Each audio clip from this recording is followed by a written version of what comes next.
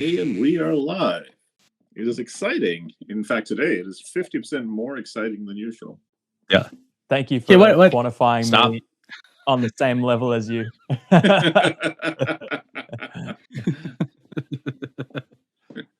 You know. All right, here we are. We made it we to just want to episode 36. Set reasonable expectations.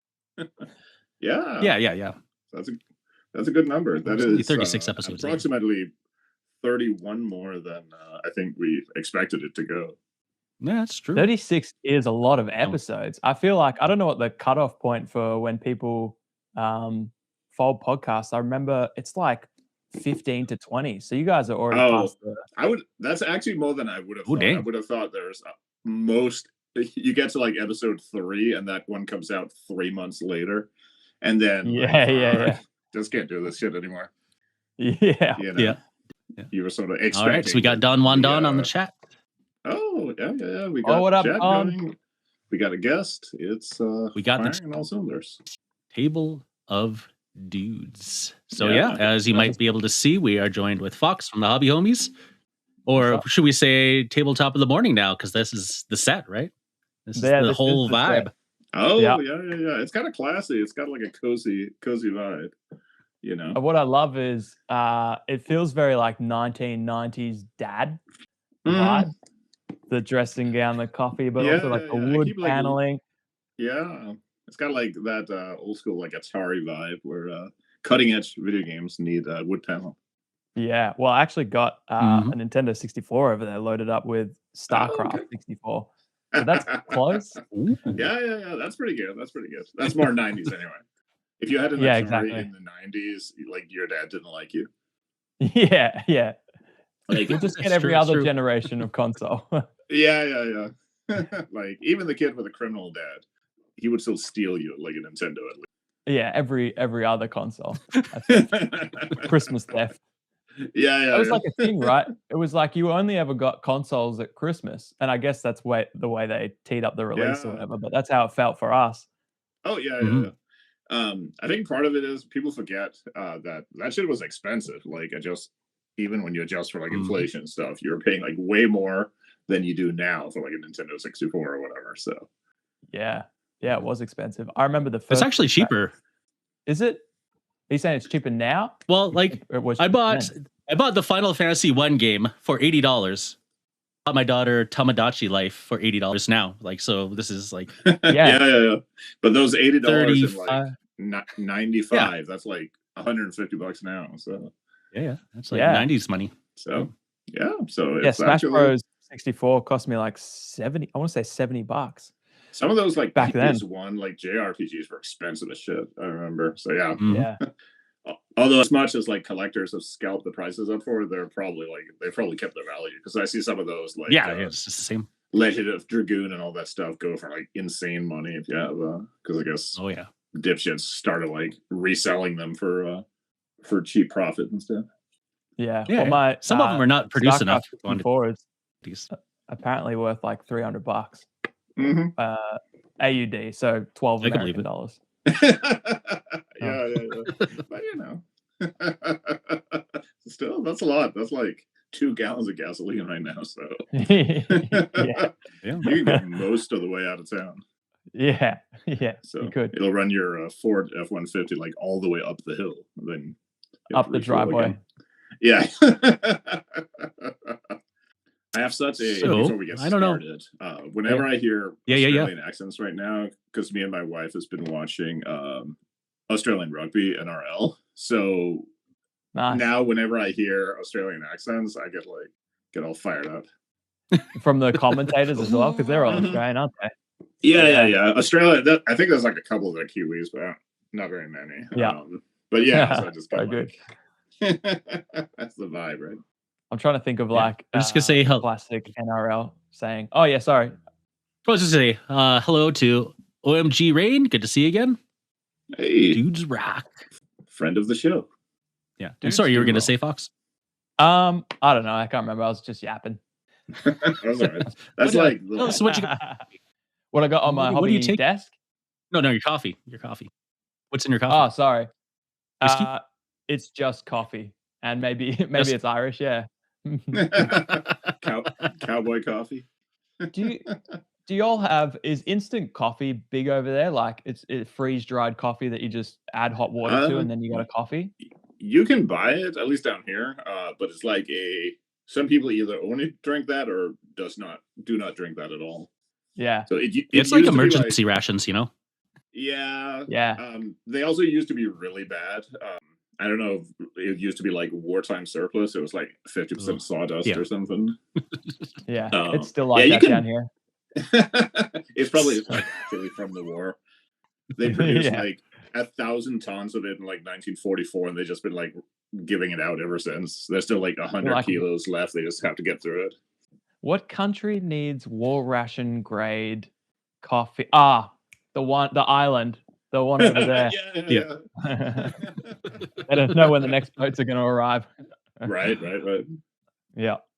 Yeah, that's what I'm drinking at the moment. This is, every household has this, and it is probably emergency rations because it's like either you can't be bothered grinding the beans to make a proper coffee, or you probably have the pod coffee, where you put the little pods in and click it and you can get those.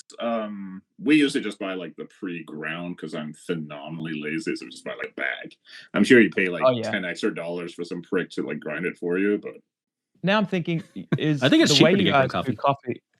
Yeah, it's pretty cheap because people just like throw their maybe we call them Quakers, like beans that aren't quite juicy looking for production. So I think they grind all those down that they wouldn't have otherwise sold. Yeah. Like the reject beans. So how do you do like household coffee? Is it pot coffee? Like you have the glass pot? Yeah. That's like everyone I know has that. It's just like, just put in the filter and put it in water, and then like it goes in a glass thing, and it somehow I'm slightly fancy. Like here. Do you do the pour over? No. Just we conical burr grind, not the blade. The blade is garbage. You know what? The conical burr for that even grind. Mm-hmm. And then it's drip coffee, but we have a nice thermos instead of a glass, so it stays, like the perfect temperature. Yeah. It's just like one step above the drip. For a while, like it seemed like everyone I watched on YouTube would do like this montage of doing pour over coffee, and it would all be like in a perfectly white kitchen with a white cup, and it would be zoomed in on the coffee, and like it's like this feels like it's like pornography for some dude. It's coffee porn, absolutely. Yeah, there's like something indecent about. Like, should I like go and just let you do your thing? I could come back. You're interrupting. Yeah. This feels like kind of self-conscious about it. Yeah, no one Mini here does the French press. So rare. Yeah. Oh yeah, the French press is good. No one here uses does pot coffee. Like that would be so rare to see the glass pot. So funny. In Denmark, when I was growing up, that is the only type I saw. Like I don't think I ever knew anybody who owned like an actual grinder. Yeah. If I turn my camera, I could show you my whole coffee thing, but I don't want to ruin my shot. Yeah, you do kind of have it like perfectly aligned. It looks pretty good. It actually looks like, I keep thinking it looks like one of those magazines that are on like airplanes and they have like advertisement for like really expensive shit nobody buys. So it's got like a dude sitting there with his like $700 like bottle of wine or something. Yeah, that's me. I just need the watch. Yes. And the watch is worth as much as your car. Yeah. That's pretty good. What have I got? What have I got here that's expensive apart from this? Don Juan Don does the pour overs, I think. He says +1 for him. So, I mean, Don Juan Don's very suave, so I'm not surprised. Yeah. I feel like I could see him sitting up at a ranch overlooking a lake, probably Lake Minnesota. No. What's that big lake near Chicago? Lake Michigan. Lake Michigan. That's what I was thinking about. Overlooking the lake. Oh, yeah. Pour over coffee in hand, feet up on the deck. Yeah. Mm-hmm. Designing a 3D file in the other hand. Not looking at it. That's my image of Don. Yeah. That's pretty good. Yeah. Yeah, to the time zone question from the chat, the evening show is aimed at like about this time Eastern US time, and then the midday one is to get all the Euros in because we're a global affair. So literally today. Yeah, we try. Yeah. So we're spanning 3 countries. Yeah. So, and what time is it where we're all from? It's 9:30 in the evening here. I'm at U.S. Eastern time. US Eastern. And 7:30 for me because I'm on the West Coast. PM. And it's he's just the West Coast was too far. He's gone. Oh, he's back though. Proximity to the West Coast. Well, I feel like maybe my caterers. It's 11:30 a.m. here, but I'm from the future, I think. Yeah, I am. Yes. Today. Yeah. You're the future. Thursday. 15. Yeah. 15. 14? 2027. Yeah. How many days? Do you have like flying cars where you're at? Yeah, they invented them this morning, so you'll get them tomorrow morning. Ooh. I'm gonna so far. Yeah, I'm gonna not keep paying on my Kia then. Yeah, no, don't do that. Ooh. Although all the I got rid of my cars do explode in the first hour. See, he was ahead of it. Yeah. He's already gotten rid of his Kia. He's ready for that's right. the future. I've been feeding him insider future information for years now. Sorry, I whiffed on the whole Bitcoin thing. I wasn't far enough ahead. Yeah. So I said, sell now, it's crashing. Right. To be fair, it does crash like every other day, it looks like. So yeah. Like, I don't have the nerves for that. Even if you could theoretically get like really rich, I could barely like manage actual money, let alone like nerve money. Yeah, legit. Who's got that dope sounding train? Oh, that is here. We're technically like, I don't know, it's like half a kilometer from the train track. So when it's nighttime, they honk the horns like crazy, so they don't murder a bunch of hillbillies. Sure. Yeah, it goes. When it's really long, you can actually feel my desk like shaking, even though we're half a kilometer away. Which tells you how big those fucking things are, because they're like huge freight trains. Yeah, they got like 70 plus carriages. Yeah, we got freight trains galore down here. Yeah, but most of the trains that go past are just ones that let out a tiny little like meh.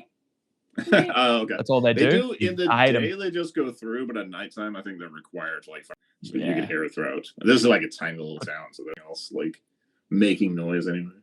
Fair. I never hear them in the city. People. They probably just for some reason. I mean, they runs right through town, but they're not allowed to honk it. It's only like 1.6 million people angry, I guess. So. Yeah. We have like 12 people here, so you gotta like tread lightly.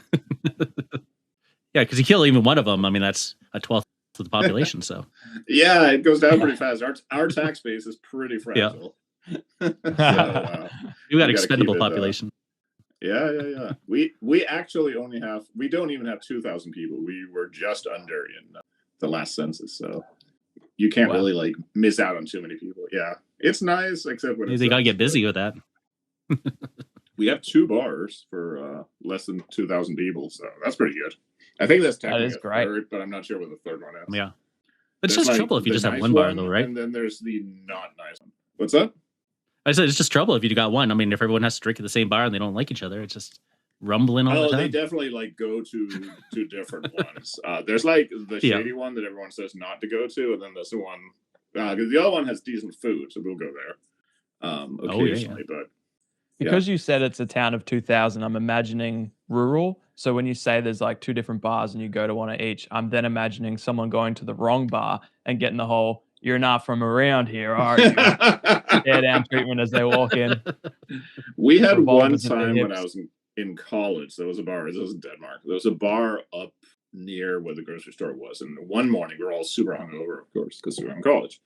And we decided we were going to go up there and we're going to get some food. And we go in and sit down. And there's like a group of like old ass dudes sitting over in the corner who probably have just not left this bar for like 40 years. And they just like give us the fucking death stare. And the waiter comes over and tells us that they'll take our order, but we can't sit at that table because that belongs to some regular who's also been sitting there for 40 years.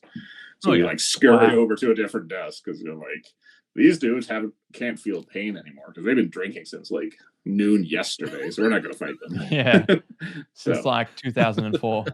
Yeah. Like they haven't stopped. Yeah, you can't win. There's only losing. They've been losing since 2004. It didn't stop them. So we should probably talk miniatures. Oh yeah, I guess. All right. We got dudes on the table. Yeah, too many men. Yeah. I feel like we had that conversation, but maybe we didn't. It was like it was brief, a spin-off from a like conversation flirtation with it. Yeah. It was like, how much is too much stuff on the table?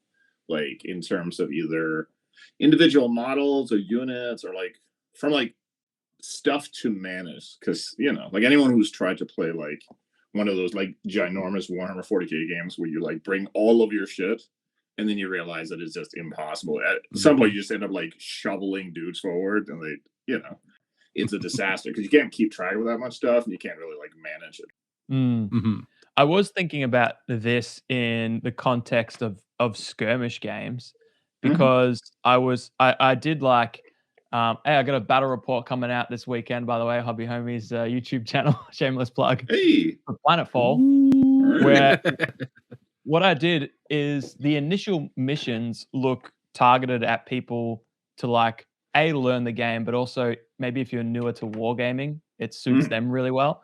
For me, I thought I'm going to actually combine all 3 of these missions into one.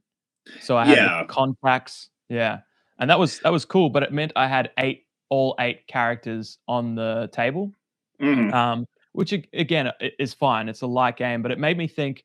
All right, I've got 8, and that feels because they're split across the quick phase and slow phase with the enemy phase in between. It felt like that's the maximum amount of individual units in this game I would want to put on the table. Now I think you only put on 4 anyways. Yeah, it's one of those things where if they are doing, even if they aren't in units, but like on a table, you will usually, if you have 8 guys, odds are you will have like 3 guys here and 2 go over there and 1 guy, so it kind of becomes like 3 or 4. But if they all have different stats and different weapons and stuff, like the cognitive load like builds pretty fast because it's like you got to check that the guy who's holding up his hand is the guy who gets a +1 or so I think yeah, no, you go. I was gonna say I think for that kind of like warband skirmish game, once you get to like, I think there's a reason like way back like Necromunda was like 10 guys usually, because that's kind of like the cap of it. Like if you play with the same minis each time, you will like memorize, okay, this guy's like a good shot, this guy is like, but past that it starts getting like really hairy to like keep track of it. And I think it becomes like really discouraging. Like I hate if I realize like halfway through a game that I've like mixed up 2 guys. Like the dude over there was not the heavy weapons guy at all. Yeah.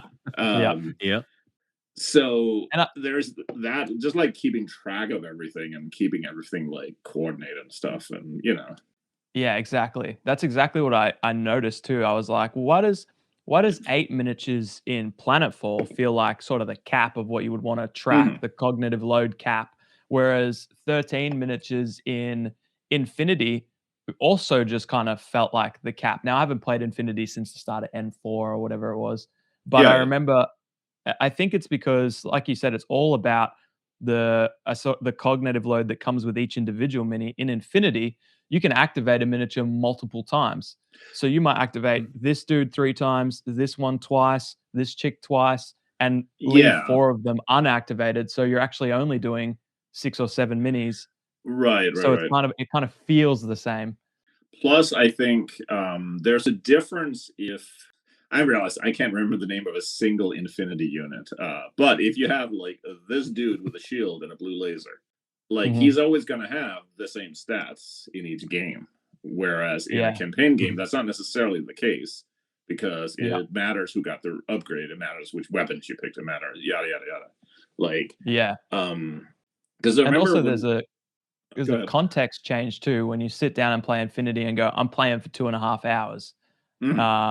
That also plays into it a little bit. You can go, all right, I know this activation would take me 10 minutes to figure out like the best moves and activate and fully resolve and do everything. But in the context of a 2.5 hour game, that doesn't feel too heavy. I mean, for me it does because I don't want to play a 2.5 hour game, but it's sort of the context of the game length as well.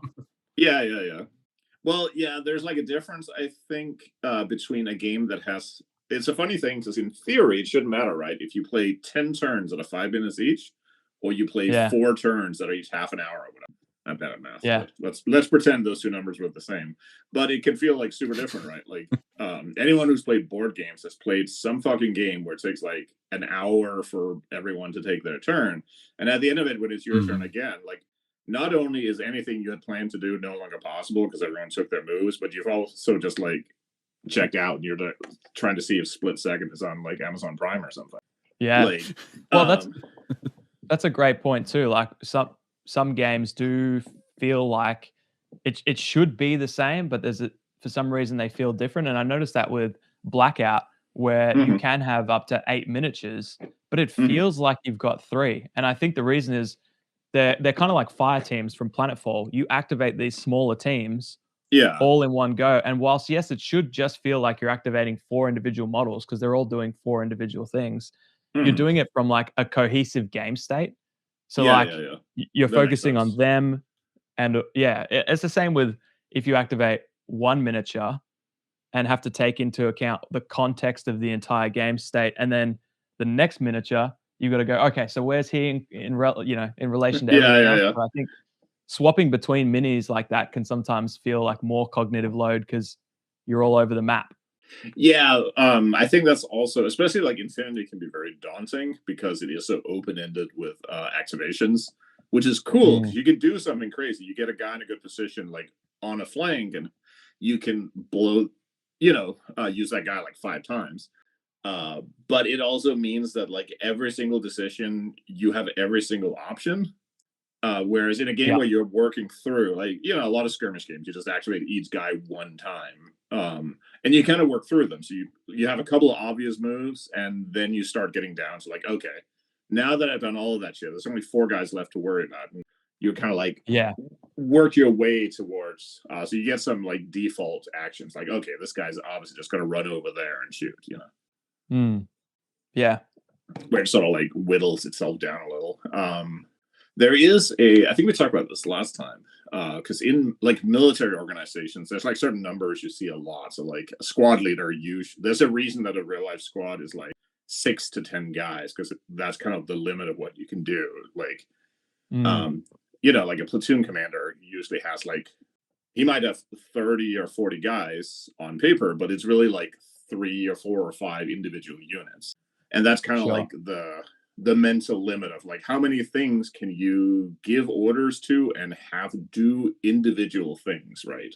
Because like if you're playing like Warhammer 40k, you're not really thinking about what each of the like 200 orc minis are going to do, because they're just like in 3 mobs or whatever. It's just these fuckers are going to go up on a hill, right? They could be represented in a single mini if you wanted to. They technically could, with like a D100 next to them to show how many pricks there are. Like, do you want to blow up the I got it here. I'm just trying to think of the context. Maybe I phased out, but Minipod says, in a game like 5X or Forbidden Psalm, the minis have a headcanon story. In a different game, less story, less differences. I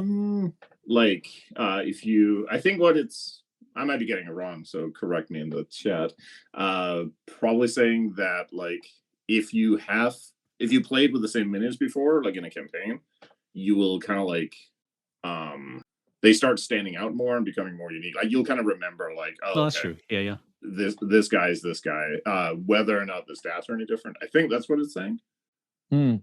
So correct us if we're totally fucking up. But regardless, that is a good point. Like you said, although the stats and everything do change in these campaign narrative games more so than the other ones like Infinity and Necromunda and stuff, although stats in Necromunda change, the story you have attached to them expands as well. So you probably contextually can remember them a little bit easier because there's an emotional tie-in, I suppose, where you go, he's he's night and day different to where he started, but I remember why. Or you get like you have the one guy who's like kneeling with his rifle, and you remember that like that guy always misses his fucking shots, so you like subconscious you're just gonna put him in a situation where you don't have to rely on that dude, even if it's just dice luck. Like but I think there's also I was reading a thing about this was in the context of role-playing games like Dungeons and Dragons and stuff. It was talking about the difference between, you don't necessarily have to know the exact rules for the spell your character wants to cast to play the game, but you do have to know broadly what it does. Like if you're casting a fireball spell, it doesn't matter if you know exactly how the dice, you just have to know that the spell has a range and it makes a huge blast. So a similar thing, especially in campaign games, like if you generally remember, and you will after a few games, right? Like this is the shooty guy, this is the heavy guy, this is the tough guy. You'll that takes up a lot of the decisions out. Even if you don't remember if this guy is a +2 or +1, like you can look that up. But I think there's like some of the mental load is like trying to figure out. It's different to figure out like what choices am I going to make versus what choice am I even supposed to make? Like if you don't remember what abilities the figures have because you're still like starting out, you're starting at such like as squared 0, as opposed to you remember this guy is a shooty guy and he's good at long range, so the choice is already narrowed. I hope that makes sense. No, it kind of narrows down you're playing then, because everyone has their story, so you can kind of feel when a piece of the story is missing. So keeping track of your minis becomes a little bit easier because like someone just isn't there story wise yet. Yeah. It's funny. Some stories have already started emerging in the battle report I just played with the initial missions. I actually named all the 8 crew members after patrons, and that's been a lot of fun because Axe you feature, and I'm gonna say your first game a little rough. So well, you know what? Stuns still count, okay? Stuns still count. Yeah, they do. Yeah. Straight to sick bay. That's like an assist. Whereas, straight to sick bay in the initial missions where you don't roll on the injury table. You still somehow manage to find a way. Just went down that hard. Yeah. We felt like we used the story point to put him in sick bay. Yeah. There's a guy on the Discord who he's the reason that this rule starts making it now, where it specifically says you don't have to spend story points if you make the game like more shit for yourself. Because he would like come up with all sorts of crazy complications. I think playing 5 leagues, and he would ask about, oh, should I pay a story point for this? And like, no, you can put more giant spiders on the board. That's free. Like, yeah. If it makes it objectively worse for you, you should cash in it. You should get a story point to help help you later on. So weird. It's such a funny thing because like objectively, if you're sitting there with your notepad and your dice and your miniatures, and you're the only one in the room, you could literally just do anything. Like, you could just do it. You can give everyone a hyper blaster. You can put 10 killer robots on the table. But for some reason, like, people have a lot of people have like a mental lock about it. That's like wrong, or it's cheating, or it's not playing the game right. And it doesn't matter if you say you can do it. Just make up some stuff. Like, it doesn't. For a lot of people, so like putting a thing in, it just says you can cheat 7 times, and suddenly like it's fine. And then people will do amazing stuff. They'll come up with a cool character and link it into their character's background, and they'll pay a point for it, and they're perfectly fine. But they have to have like the permission for it. It's very interesting. It's so interesting. It's funny you say it because I never understood story points, because I'm like, if I want that thing to happen, I don't need a point to do it. This isn't competitive Warhammer. No one's coming into my house kicking down my right. The weasel isn't going to kick down my door. Yeah. I mean, I might for some coffee, but you won't. It's got awful. You'll kick down the door to get out after tasting it. Yeah, that's fair. Yeah. Actually, I do really need some coffee. So, There you go. Yeah. Well, I've been drinking these, like, I guess they're energy drink, like Celsius, and they were pretty okay. They kind of like, one can is like 4 cups of coffee. So it says on the can you can only have 1 a day. But then like I didn't buy any this week, and then I forgot to drink coffee instead. So now I'm just feeling like fucking ass. Yeah. This is my Celsius. Oh yes. Won't stop. Apparently it says I had to stop drinking Monsters because they were just like too good. Yeah. And this episode brought to you by Monster. Yeah, they're so good. I had to stop drinking them. They're so good. No, I remember going to like the grocery store, and over here they will often put, especially Monsters, sometimes Rockstars, there'll be a separate fridge with like the logo on. It'll be right next to the counter. Oh yeah. And I would get like some chips or candy or something, And I would look at it, and I could like feel like my mouth watering. I was like, "Oh, this is like fucking chemically engineered to like fuck with your head." Yeah, that's how I feel about craft beers. Yeah. I'm not. Yeah. For this whole month of May, I'm not having a single drop, and everyone's like, "Wow, good on you! Yeah, so good." And I'm like, "No, I just want to remember what it's like to have a gap and taste it and how good it's going to be." I had a stretch where because people will say like, "Oh, if you stop drinking coffee, like it'll clear up your head and it'll do all stuff." So I did that for like a month, and it sucked ass, and there was no reason to do it. It was fucking awful. Yeah, I didn't feel any better. I've tried it so many times. Yeah. I think I'm into. Maybe we're just too far gone. Have you? It could be like at some point, you know, your brain just gets fried. Now you're just like a fucking junkie. But I'm all right. It's cheaper than cocaine. Am I the only person who has ever been too tired to drink coffee? Like, have you ever get so tired? You're like, I'm so tired, I don't even want coffee. Yeah, I'm like, no, I'm just gonna zombie through this. I can't be awake right now. I'm like nauseous level tired. I won't drink coffee because it won't help. But yeah, okay, so don't judge me for this, but if I, for whatever reason, am sick to the point where I'm throwing up, did you just cross my name off the list? yeah. That was my list of judgment-free people. You just yeah. But the very first thing I want to do is drink a coffee. I think it must be hardwired into me from my younger days where I'm hungover. I'm like, I want something. I know I need something in my stomach, but I'm not going to eat food. And I want this headache to be gone. I just feel like coffee is the answer for everything. Yeah. I think coffee actually, it like slightly expands the blood vessels in your head or something. So it actually can make a headache like less severe. Either that or it's the other way around. And when you stop drinking it, you get a headache. I forget how it works. There's something to it. I think caffeine restricts blood vessels. I don't know if it's different in the brain. It wouldn't surprise me. But I know when I have what I call a coffee headache, which is if I wake up in the morning and wait 3 hours, I'll get a headache. And that's just withdrawals, but it's consistent, the 3-hour mark. But I have a coffee and I can just feel it melt away. So good. Okay. So coffee is good. This doesn't really sound like a endorsement though for coffee. Like if you've never drank it, just don't. That's the best thing to do. So good. It makes my hand stop shaking. Yeah. Because I'm holding the coffee mug. Yeah. You gotta control that shit. We used to play D&D with this poor guy who had, I don't know if it was really Parkinson's or if you were just dumb kids and assumed, but he basically had the shakes like really, really bad.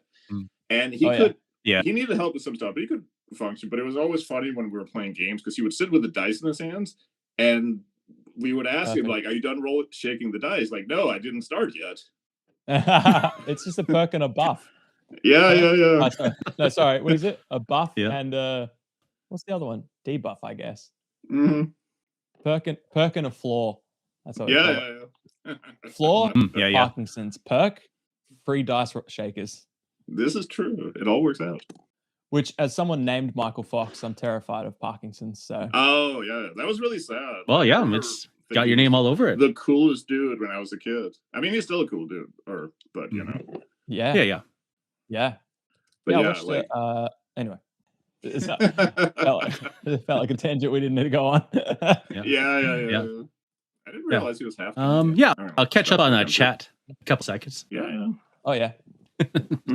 Let's G Rain says making up rules and mechanics on the fly is the best part of solo gaming. No one calls you out for anything. Yeah.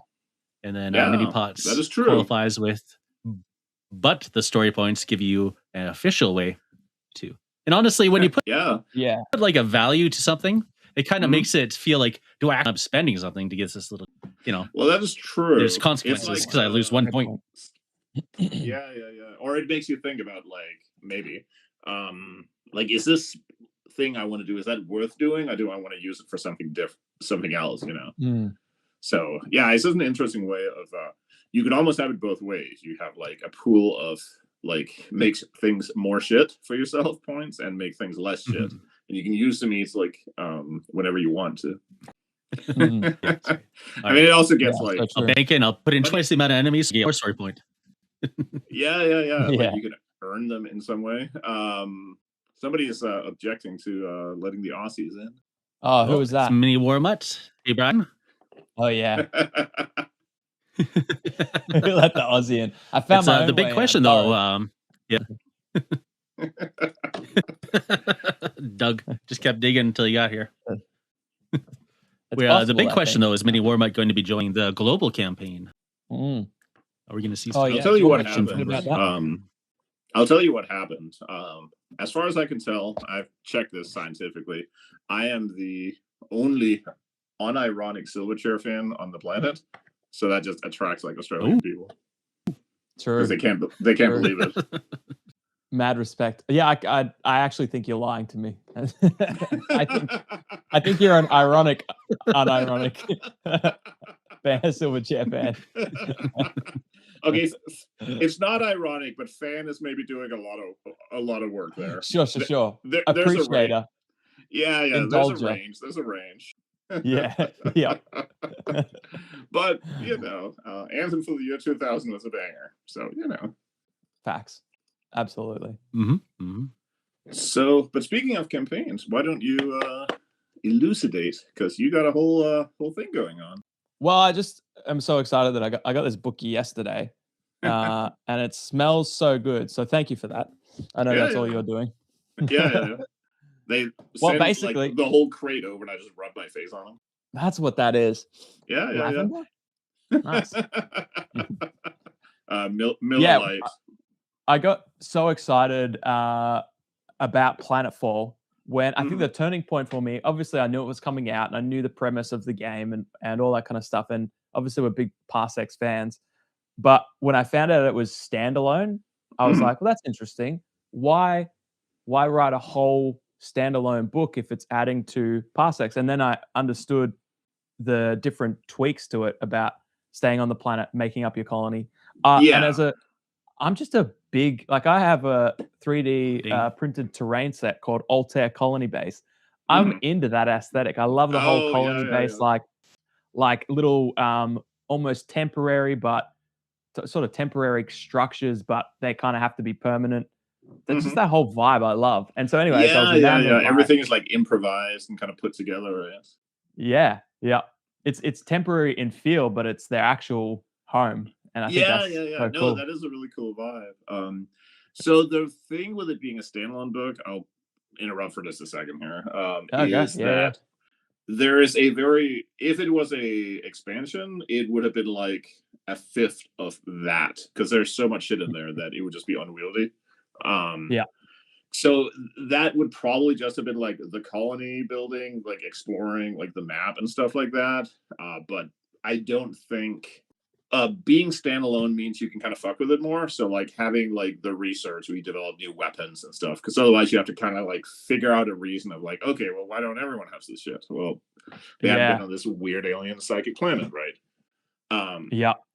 So, and there's also it's always like, it's kind of a danger because when you do the same thing multiple times, like this is the third Parsecs game, there's always that risk of like, oh, is it just like a reskin with like a slightly different missions or something, I always want to like have it be a different thing, like have the vibe be different. So like, sometimes it's like little.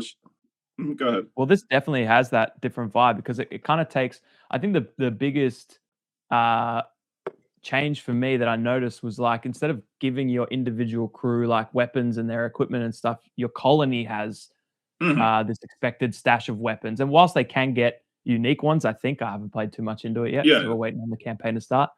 There was a big adjustment for my head. I'm like, where do I write what weapon this guy has? Yeah. And that's such a little thing, but that's the vibe, right? Like they're not bringing their own shit. Like you have a locker, that they have 20 rifles. Go to the armory. Pistols. You once ruled the realms with dice and a sword, painted goblins till tea, then your minis were stored. You grew up, got a job, bought a flat, wore a tie, swapped dragons for deadlines, your brushes went dry. Now the dishes are done and the kids are in bed. You climb to the attic to raise the undead. Crack open the paints that you swore you'd outgrown. The smell of acrylic, it feels like you're home. There's grey in your beard, even more on your head, but you're splashing some colour on plastic and lead. So welcome back, General. What took you so long? Your hobby's still here. It's the place you belong. The Bedroom Battlefield's tabletop miniature hobby podcast. Find it at bedroombattlefields.com or wherever you get your podcasts. Yeah. So that's part of like and some of that is like really small stuff that just makes it feel different. There's a few other, like the troop. Somebody was pretty sour, like jokingly sour, but he pointed out that the troopers in Planetfall, he would like his troopers in like Buck Hunt to be that good because they have better abilities now. I'm like, well, oh sure, but some of that is like vibes. Like for Buck Hunt, you need to be kind of like outgunned and outmatched by the horde of aliens, But here you're like, so yeah, some of it is just like doing things differently, but it's also more like specific. I think at least like specific feeling. Like it's a more, what's the word? It's like a zoomed out version of the game where you're the colony administrator. You're not the leader of this ragtag group of people. Yeah. Right. Like you're kind of sending dudes out to die. So it's like, in a way, like the administrator is you as a player, right? So it's like, my dudes are going out, as opposed to, I think when people play regular 5 Parsecs, they tend to have a character that they assume is their character, right? Like that, the captain or the mini you like the best or something. And here's a little different because you kind of have a role that is explicitly not on the table. Yeah. Yeah. The way I see it like that, the equipment thing helped me understand the perspective of this game, which is like, you are the colony administrator, and it's like when the team that you send out go out to do their tabletop battle, you're a little camera floating in the sky. You're watching what happens, as opposed to being the boots on the ground. That's how I'm framing it, anyways. And it feels, it has a different feel. It's cool. I like it. Mini Warmut has a question. Oh yeah. We said, so this can be a mining colony fighting off the bugs or fighting off another colony? It could definitely be a mining colony. You're there to find resources. This is like, in like the history of a colony, this is like the earliest step. Like you're among, like Fox said, you're popping down like the temporary shelters and putting up the walls and stuff. Like this is day 1 through day 100. Yeah, nice. So as you kind of play, this actually does have an epilogue. Like the campaign does go to an end point. There's a couple of different ones, some of which are pretty wild, some are kind of predictable. So there's kind of, but yeah, so this is literally like the early. So it's not actually a mining colony yet. You're setting up the basis for what could be a mining colony. That's probably the best way of saying it. Yeah, because your initial missions help tell the story that this is like you checking out. You haven't even put the colony down yet. You're actually just checking out the area where you think you'll make Planetfall, which is why I assume called Planetfall. It's about the process of making Planetfall, setting up the colony. Yeah. Actually, the title, I'm going to be honest and not take credit for being clever, because the title was literally just a temporary, like, I thought it should be called that. And I remember we talked about, like, is that, like, too obvious and generic? And then we never got around to changing it. I love it. I mean, one of my favorite video games is Planetfall. Yeah. And so I mean, it works I love it. fine. Yeah. It's good. But yeah, it was so. But yeah, so you have a whole, starting like a whole community campaign, right? Yeah, so we did this for the original Parsecs, which was a lot more intensive because I think we did it over like 6 months, and we would go to, I think the Discord had maybe 20 people from all over the world, and the idea is we would post up jobs because we were on this big ship called the Ambition. It's a big colony vessel, and we made this thing called the Guild. So everyone brought their squads, and they all lived on the Ambition, and we could upgrade the Ambition with like different systems that could heal characters quicker or whatever. And we would post, the Guild would get jobs. So we would go orbit a planet. The Guild would get jobs. They'd post them up on the job board, and each individual people would grab a job. Everyone had a call sign, which was an emoji in Discord. And so it was first in, best dress. If you put your call sign on one of the missions, that was yours. You were going to go do it for that week or two. And then the success of everyone's mission impacted a bunch of things, like how much money we made. Everyone got their own individual XP, but also our reach on that particular planet. So it was really in depth. This one will be a scaled back version where we all, because we're only going to be doing it for 6 weeks at this time. This is going to be like chapter 1. Yeah. So we'll treat it more like a one shot, but we definitely have already like plans to do the next one either later this year or start of next. But we all share a colony base and we all share a map. And so the premise is we're going to have a limited pool of grunts that we can pull from. So say 3 people go out and they take all the grunts and they all die. Well, we're out of grunts for a little bit. So it's going to be interesting. And then so obviously then we'll just scale up the cost of upgrading things, but we'll make it more. We'll just tweak a few things. And so for something like that, you almost have to play it a little like by ear, because you're going to run into like, oh, okay, the math didn't work out here, so we're going to have to like ease it up a little, or yeah. And the guy running it, Oliver, is a DM, and so by nature. So it's perfect because if we find something was undercosted and it was really easy for us to get, well, it broke straight away, or this negative thing happened. So it's cool having that DM take because we can compensate for clinical and you errors. Have to because you have to keep it like moving and flowing and stuff. So, but that is really awesome. So you get to. So have you picked a name for the planet yet? No. Oh, no, we haven't. But what the story for it is, we intercepted we're constantly trying to decrypt encrypted signals, and none of them really pan out. But we caught one that was an automatic system signal that was sent out by the Ambition. It had basically crashed on a planet, but the Ambition, this is set 20 years after our last campaign. So the idea is that the Ambition has a bunch of valuable old tech from an old guild system, and it's somewhere on this planet. And we're just going to make Planetfall and see what happens. Yeah. Oh, that's super cool. That's awesome. But we did actually name the planet. Sorry, while you're talking, I'll just quickly find it. It's got its Unity like generic name for now. Yeah. I'll find it. This might take a second. And in the meantime, Brian is in. Mini Warmut's gonna get by the game. All right. So I think heck yes. To do well, you should probably buy like. Yeah, I think so. Yeah. Just like base game, tactics, all the expansions in between the compendium and this. You probably could just get all that. That's probably enough. Yeah. The only thing we did say for people is that they do need a copy of Planetfall to play in this campaign, because we're not going to be posting jobs or anything or little summaries of rules. Like, they need this game. There's a lot in there. It would be kind of hard to do. I think it would be easier for like Buck Hunt or something to just kind of like summarize it for people. Yeah. Let's have. All right, so it's KS774 Prime at this stage. Right. Yeah, it's right on the fringe of the Kensington Reach, but we still get those shuttles. They'll just be rare, I imagine, that are dropping off our supplies. So that's cool. So that'll be a lot of fun. Definitely.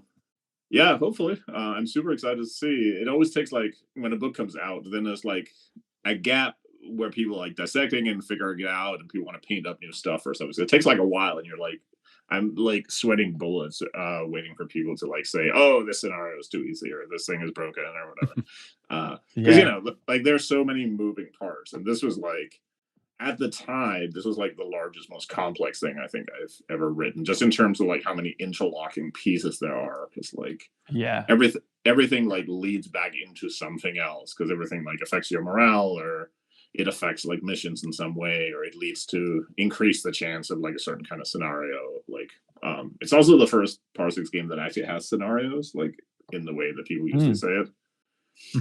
Which is like a whole different thing. I kind of got over my dislike of writing scenarios, so at some point I was like, okay, you know what, we just churn a bunch of them out. So because people sometimes they look good. So there's always like the fiddling around with like, oh, okay, this is actually too easy on like this table size or whatever, so you have to like adjust it a little bit. But the one thing we didn't get to do, because the very original version, as it's presented in the book, it's very much like a Unity mission, because that was kind of like the setup. I wanted this time I wanted to be more specific, like in the world. Like people can still make up all their own stuff and they'll come up with their own like versions of the aliens. Some people will be playing it in Star Trek or whatever. Like that's all intended. But I wanted like the experience to just be more specific. Like Unity goes about colonization a certain way. They send certain things. There are specific life forms and the aliens that are in this specific sector of space. Like I wanted to be a little more of a like specific experience, where 5 Parsecs is like it almost wouldn't matter if you say it's Star Wars versus Star Trek, because it's meant to be like so fluid and open-ended, you know. Yeah. And I do like that it does feel like it expands the universe a little bit, because every time you learn a little bit more about things like how Unity goes about, first how do they categorize these potential planets, and then send out a team to make Planetfall, and then run shuttles to it to drop off its supplies. And you're like, okay, I get it. That's how that's how it works. That's how it's happening, and that's our role in it. But obviously, it helps. It doesn't have any. It feels like it doesn't have any negative impact to do that, because people can always go, all right, well, I'm going to pretend I'm sort of like trying to get away from Unity and find my own planet and be a pioneer for that or whatever. So like a rogue colony. That's also why there's I don't want to spoil the endings, just because if there's people who aren't reading ahead, but there are like multiple versions of how you can end the game, depending on what you sort of get as the Cronenberg ending is my favorite. You know, there's always the ending. Everyone's Cronenberg. So it's kind of, and people always ask this. A lot of people ask this after Tactics came out, where they were like, "Oh, are these rules supposed to like replace the original combat rules or something?" I was like, "No, they're just kind of like specific to like this incarnation of it." Like, there's a lot more like big animal types, because you know, like if you're we want it to be where you fight monsters and animals, because people get an excuse to like model weird shit, make weird life forms, which means then they have to be tougher than they are because in 5 Parsecs most of the time you're fighting, you know, due to a shooting back, so it's all kept on like a human scale. But here, like, things can get bigger, so the rules have to account for that. This is kind of a wider range of stuff, and sometimes I just can't resist like fucking with it anyway. Like injuries work a little bit different each time, like experience is a little different each time, because I just get bored like doing it the same way. So and plus when you buy a whole new book, you want it to feel, you want it to have Parsecs DNA, but for me personally, I want new shit. Otherwise it's like, why would I just not mod the first one to do, you know? Exactly. And it always feels to me, maybe it's just like, because I don't like, if I buy a game and it turns out like half of it is just the game I already got, I end up feeling like I wasted money on like half the book, you know? So it's just, part of it is just like how I want things to go, and just sort of have that. So the idea is like each time we go back and do another Parsecs game, there's at least one more that's going to happen before we look at like probably updating the original a little bit.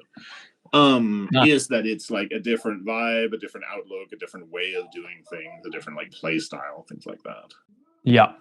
Yeah, that's cool. I was going to ask, but I was like, I don't want to, in case you're not allowed to say. But I was like, this feels like a pretty completionist. Like, you know, you've got your base game with its expansions, and then you've got Bug Hunt and the Compendium, and then you've got Tactics for your full scale, and you've got this for like your base building aspect.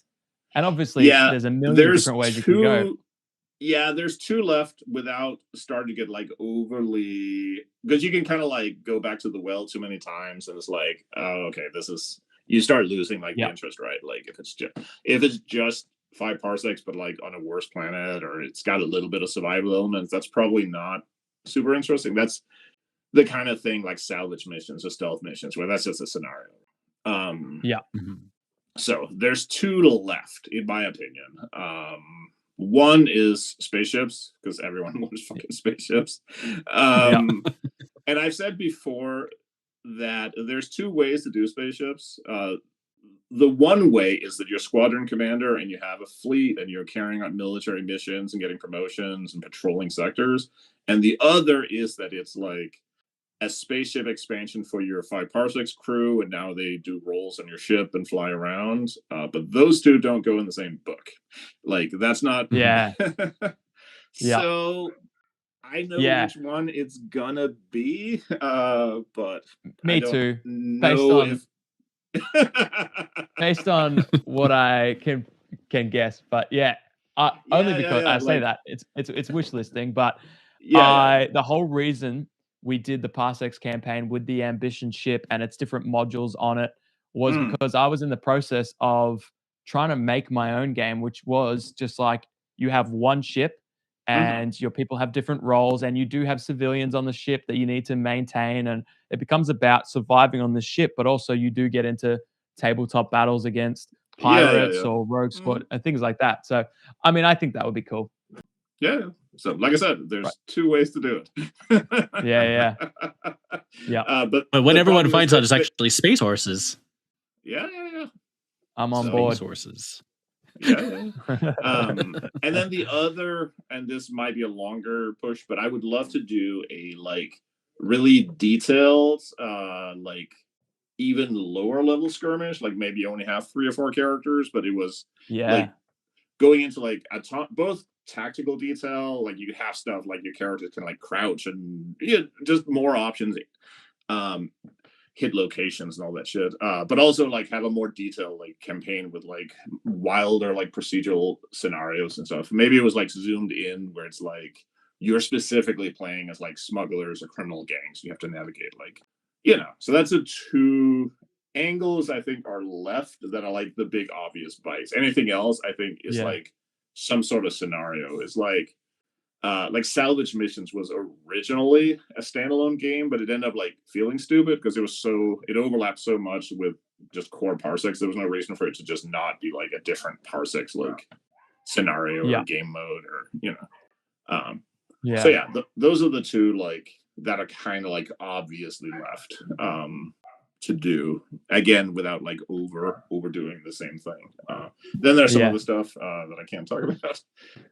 In fact, there's 2 things that I can't talk about. Some people have figured out one of them, and that's fine. It'll be cool. And the other nobody has guessed, so that's good. But if I guessed and got it right, you couldn't tell me anyway, could you? I'm very good at being diplomatic. However, nobody has guessed it yet, and I would not have guessed it if I hadn't gotten the offer to write it. So, knowing the things I'm interested in doesn't actually help whatsoever. Excellent. So but there's more research is required. Yeah. See, now you have to look up games that I have never heard about, because that's So, and then there's a Leagues thing coming, which will be, I guess, the first real standalone game. I mean, there was the Deep Below, but there will be a real standalone book to accompany 5 Leagues, which will, I don't know if I'm supposed to say anything yet. It'll be larger scale. I think I can say that. Sure. So, because it's got to no horses. Like, everyone keeps asking about fucking horses for 5 Leagues. Not this time. They want to use their riders of Rohan. Yeah. Well, everyone wants their characters to get a horsey. The problem is you have to then go back and look at every enemy and see, like, can ghouls ride horses? Do they have like evil ghost horses? Can like the rat people ride horses? Do they just like ride on top of each other? Like, I don't want to do that. So. But Fox is the rat expert. You know. Rats. What do rats ride on? Each other. And each other mostly. Especially the Norwegian muskrat in particular. Carry on. There is a hot suggestion in the chat there. Ooh, what kind of hot suggestion? Well, I mean, I think it's been on everyone's. Yeah. He's writing for 40K next. That would be pretty wild. They have been taking some little stabs at the like campaign kind of thing. So the beautiful thing of having very flexible morals is I will absolutely sell out for like a good enough check. So if you're in Nottingham or wherever the headquarters is now, So I'll let them know. You're for sale. The next Leagues book is basically just going the opposite direction. Because like the 2 things everyone was asking for was like dungeon or robber dungeons, I guess. And Deep Below was not really proper dungeons, but it was more dungeons. So people got that, and then doing something that's larger scale, I guess, lets you get a little more dudes and some stuff going on. I think I can say that it's going to revolve around areas. I think that's not revealing too much. So yeah, so and it's the same sort of idea that like you will have, if you played a Leagues campaign, you'll have a bunch of shit painted up and modeled, so you can take some of that and add to it. And now, like if you already painted like 8 soldiers, paint a few more and a sergeant, and now they can be like a bird. That kind of vibe. So you kind of build on. Yeah, cool. And then Minipots is asking if there's expansion for Forgotten Ruins in the works. I know what it would look like. I don't know, because that was a license we took on, or they took on, the Overlords. I'm not sure if that involved the option of us doing an expansion. So don't say no.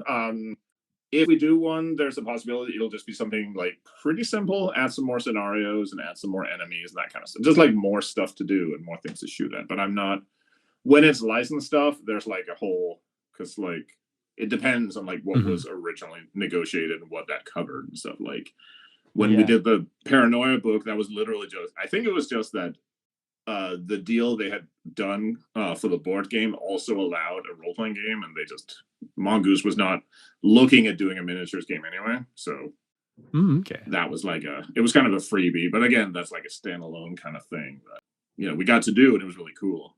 It's just got to be a standalone.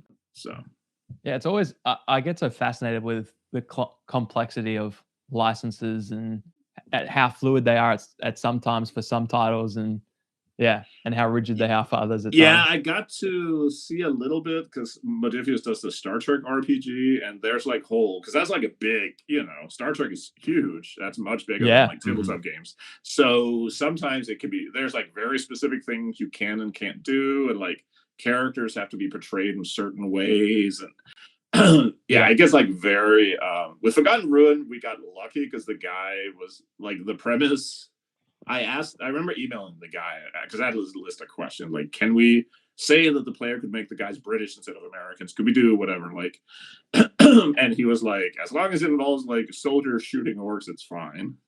So we had a completely open hand in what it was. When it was Paranoia, it was more specific. There was like certain things you kind of had to do, and there were certain like that license was just more specific, you know.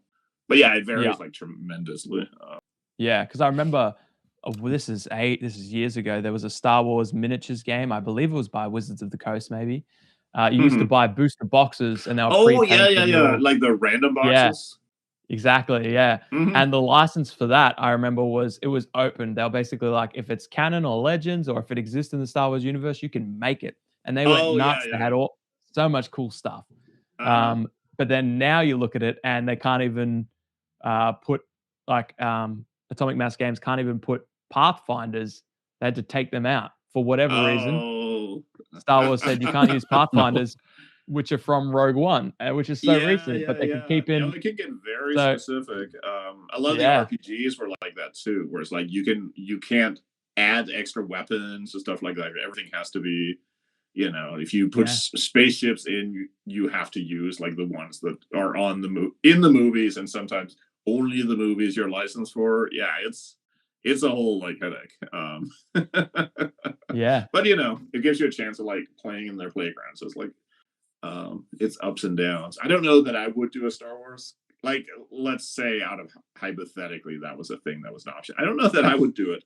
That feels like too restrictive, and like the expectations are too big, because like well, that, and I have seen Star Wars fans online and seen how nice they are when you fuck it up. So they can be an excitable bunch. Minipot says, I hope you're doing the XCOM book. I say that with the deepest respect. That would be an interesting one, because that's another licensing thing, because obviously XCOM was bought by who was it? Firaxis. Yeah, those guys. Yeah, those guys from like, because it had been from the like, dead. Yeah, because I don't know when the last like old school XCOM, there was like Interceptor and all those, but I don't think any of that was like past the 90s. Yeah.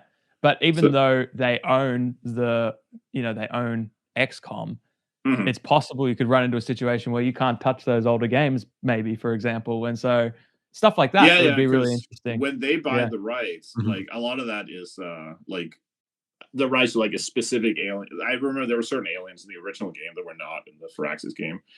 And you can run into, they don't have the rights for that because they only bought, certain. Yeah, it can get really, especially when things have changed hands like multiple times. It's easier with something like 40K because they've controlled their own IP like from day one. But there is, if you have something like Traveler that has changed hands like multiple times, or RuneQuest, or like any property that has gone through multiple people, it can get messy, like who owns what and what things are no longer canon, and so and that was today's topic. So it would be licensing. Stay tuned for legal advice. What happens if your tree fall on your neighbor's car? They shouldn't have. Have you ever discussed what your dream licensing would be, Ivan? I don't know if we have discussed that, but I guess it's on topic now. It's Mass Effect. It would be Mass Effect. Yeah. I would jump on that so fucking fast. Actually, when the physical Parsecs book, they hadn't announced the title yet. They were just teasing the artwork, and a bunch of people thought that Modifius had gotten the license to a Mass Effect role-playing game. Oh, yeah. Because at the time, they were picking up like Dishonored and Homeworld and a bunch of other video game licenses. So...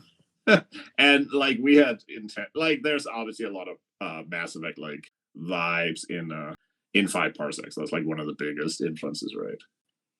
Yeah, my colony base is very Mass Effect inspired from their Andromeda Galaxy Hab base or whatever it was. No, I always liked how the buildings and stuff looked in Mass Effect. It had this cool like everything looks like it's made of plastic, right? But like in a believable way, like they're just these like blocks they like land and build out. So honestly, I mean, Mass Effect is like top on the list of the inspirations list, like in the back of the Parsecs book, because it's such a huge thing. We have had to like tweak some of the races a little bit, because I think if you replay Mass Effect and then crack open your Five Parsecs book, it becomes pretty obvious who's who. Sure. A couple of them are a little on the nose, so you have to tweak them a little bit as you're going legally along. Distinct, we call it.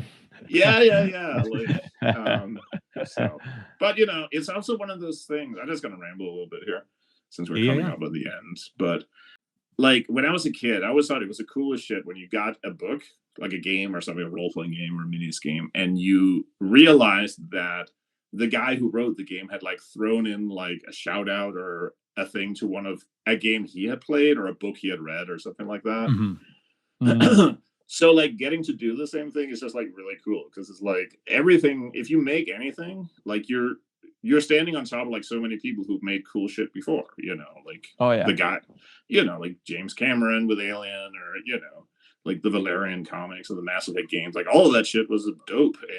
And like the stupid game I write wouldn't exist if all of that shit didn't exist. So it's cool to be able to like give it a shout out, whether it's explicit or whether it's just like hidden away an or Easter egg in there. Like, so I'll sometimes get an email from somebody who'll be like, is that a Doctor Who reference? Like, you got it. Stuff like that. There's a couple of references I think people still haven't discovered. There's like one or two references to Doom, like classic Doom, that I think people haven't found yet. There's a few. There's a Five Parsecs reference in the Five Leagues rulebook, actually. Other than I wonder other than feral characters. Oh, sure. Yeah, I'll have to go flick through and see if I noticed it. I feel like I guarantee if it was pointed out to you, you would have subconsciously noticed it, because it's not well written, but it's kind of hiding in plain sight. Nice, I like that. So, but it's just like cool to be able to do, give a shout out to like other stuff, and like nerds love to talk about shit they're into. So it's a way of like, hey, have you guys heard of this thing called Trigon? You should go check that shit out. That's why we're here. Yeah. We had a comment. OMG Rain says, OMG, give me a Solarian RPG. I don't know what Solarian is. Oh, it's the little dudes from Mass Effect. I think they only live like 20 years or something. Oh, so yeah, those guys. That's it. You got to keep that campaign like tight. It's mostly one shots. Yeah. But they do like crazy commando operations and espionage. They're supposed to be like the. So yeah, it would totally work as a campaign. Yeah, I remember now. That's actually, I think, the one race I didn't rip off. So that one's freaking clear this time. Yeah. For this time. So I want to. Oh yeah, go ahead. I want to draw back to our actual topic because I like to put bows on things, which I don't know how we would do for such a thing. But I want to ask you guys: have you played? Is there a game you could think of where you were like, "This is just too many dudes. Like this doesn't feel like," or is it one of those things where a game like that actually doesn't survive long enough in the process for people to actually play it? Because that would be a big drawback for the game. With the caveat that I think the question needs to be like in the way it's intended to be played, because like like everyone has played, like I said before, like the 40K battle where everyone in the store brings all this shit and you play for 8 hours and you played one turn, right? I've definitely played board games where I was just completely like overwhelmed by the amount of decisions. A lot of times that's like multiple separate loops. You have like a card deck you have to manage, and you have to roll dice and trade the dice for things, and you have to move guys around the map, but the blue guys can only go on like that stuff will wear me out like really fast. For minis, there was a game. This happens a lot, I feel, with historical games, because they'll be like, they will say they're for like a certain level of play, and then it'll say like, oh, you can totally play like 3 times as much. There's an old, I think this is well out of print now. There's an old skirmish game called Face of Battle. It's a World War II skirmish game. It's fairly detailed, not unmanageably, but like it definitely feels like the ideal is like 10 guys, because you have a card deck. Like each guy has 1 to 3 cards in the deck, depending how good they are. So you have a deck of like 20 to 30 cards plus a few extras, and you cycle through.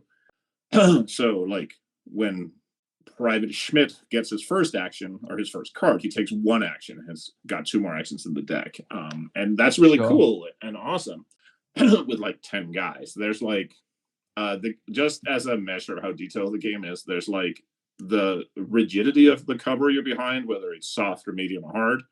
But then there's also the extent of the cover you're in. So being in extensive light cover is not the same as being, So we've played some really amazing games of it where we literally had like 5 or 6 guys. Like you're playing like a patrol of 6 guys, and you're going out and there's 3 Nazis out in the woods and you have to hunt them or something. But the book insists that you can totally play like a platoon of 30 or 40 guys with tanks and stuff, and it would just be like completely incomprehensible how to like play that. I'll admit we didn't try that, but we didn't even like dare try it, even though the book technically says that like, oh yeah, you can totally do that. But and in that case, it's really like the handling load, because there's just so many decisions you're making. You're grinding through like each character multiple times, and you have to try and remember who has gone how many times, and the other player is doing the same simultaneously. So that's the other thing, that you can have guys go at the same time. So do you remember 15 guys into this deck if that dude if my machine gunner has shot twice or once? Because you know, so the amount of shit you have to keep track of just gets out of hand in a game like that, where it's really involved. But if you play with like 6 guys, it flawlessly, So yeah, that's kind of my candidate for it. Again, mostly on cognitive load, more so than maybe the number of minis itself. Yeah, which is probably often the big thing, because that's the time consuming part, is like how many moving parts are there. If it's just one, if I could play a game that had 30 people, if there was just all of them can move and shoot, and they all hit on 4+, and any hits are actual damage. Like breeze through that. No, that is totally true.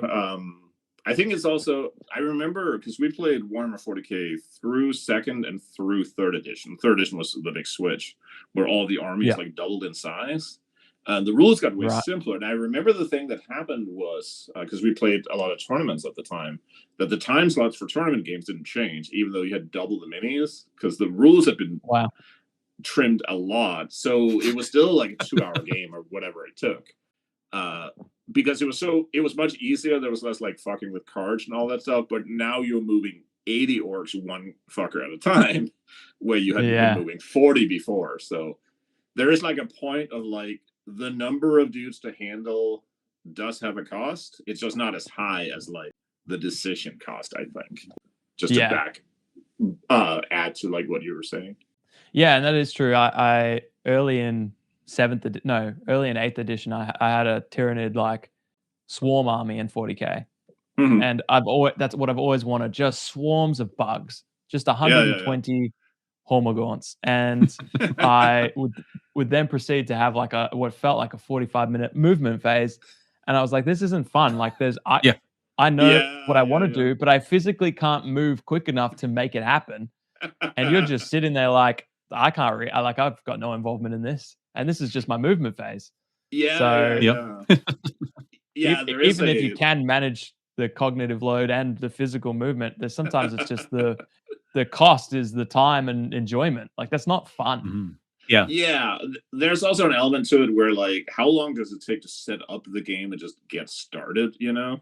Yeah. You know, if you just keep putting fucking orcs on the table like for an hour, you're gonna start being like checked out of the game. So yeah, there's like a which I guess is one of those things that like the rank and flank, like Warhammer Fantasy and those games solve it, but you just put all the dudes in like one base. That's functionally one guy with 40 hit points, right? Yeah. So it's like if you play Warhammer. It's savage that 40k doesn't have drag select. I just think select for them like all and pick them up and move them. Yeah, I think for like I don't remember if they call it Armageddon any longer or Apocalypse. But I think eventually they introduced like movement stands with like 5 Space Marines on or whatever. But I think they just die as like one stand. It's just reinventing like Epic, I guess. Except now it costs you like $80 per stand instead of $1 and 6mm. Yeah. So, but yeah, like I think you can definitely. There's also obviously like some comfort with it because like if you know the game well, you can burn through like a game in like a decent amount of time. You know, like it's hard to gauge when because if you're learning the game, then you're also like, in addition to like the actual decisions on the table, you're also just having to like remember like how the fuck does reaction fire work this time? Like, is it half move for difficult terrain or is it a roll? Like, did I miss a hit modifier? Which will like slow things down like tremendously as well. So sometimes it can be hard to. There's a separate episode about like what makes games difficult for people, I think. Yeah, it's a fun one. Write that down, Axe. Next time we have Fox on, we'll deep dive. Yeah. Maybe that'll be the first time we're on topic. Yeah. Well, I have a game that I immediately thought of when you talked about that. So I'll bring that to the next one. But this game was unique because what made it difficult was the way the AI worked. It was just too much. That's like a whole. That's a whole complicated. It turns out that shit is really difficult. There was a video game guy who talked about like AI in games. He has such a simple example that like sticks with me because he was like, if you're coding an AI and you have a floor that's lava in the level, if you don't code the AI to go around the lava, it's just gonna walk into it and fucking die. Yeah. But there's a catch to it. If you code it so it never goes in the lava, humans can figure out where to stand so the AI can't get to them and shoot it to pieces. Yeah. So you have to make it occasionally risk the damage if it's worth it. And it's like, it just gets endlessly complicated and it's got to fit like a page. So, Yeah, because it's exactly that. You take it from being like a way to control NPCs to then being about how you control the NPCs, about how you play the game it just becomes so gamey that your immersion is removed. Overwhelmed. Yeah. Because you end up like spending as much time like running the game as you do. Yeah. So there was a board game I played recently where I had never looked at the solo rules, and the solo rules actually are just, it tells you what kind of cards the AI would play, but then it just tells you to like do the best move with those cards. Yeah. So they just give up, like, fuck it. Like, You can figure it out. Yeah. What do you think the AI would do? Run into the lava or go around here? Yeah. Like, just play it well. Like, it turns out the guys who are just like two-fisting the game were right all along. Yeah. Mm-hmm. All right. I think we probably are about ready to wrap up. I think so. Minipot says goodnight, so. All right. Well, I guess Minipot says it's done. It's done. Yeah. Doesn't have time to fuck bit early for me, but I'll hit the hay, sure. Yeah. They do say having grab a quick bite. Sleep it off. They do say having coffee right before a nap is actually a good idea because it takes like a little bit for the coffee to like work or whatever. Yep. So then you'll wake up and be all fired up. The coffee nap. You won't get that dangerous like heavy nap territory. 20-minute nap. Yeah. That's the worst. You nap for like an hour and you're just fucking destroyed. Yeah. All right. So usually we say goodbye and we heart out. We make a little heart signs. Yeah. Except it doesn't do the animation. We say... You have to imagine. No, it doesn't do the animation. Can't have any fun anymore. I remember. Oh, that's like look at that. Level 2 hearts. Yeah. Just such skills. All right, everyone. Toodles, thanks for having me on. See you later. Peace. Great times. Bye. This episode of Bad Internet Friends was streamed live on YouTube and Twitch. There is a North American-friendly live stream every second Wednesday of the month and a European-friendly live stream every fourth Monday of the month.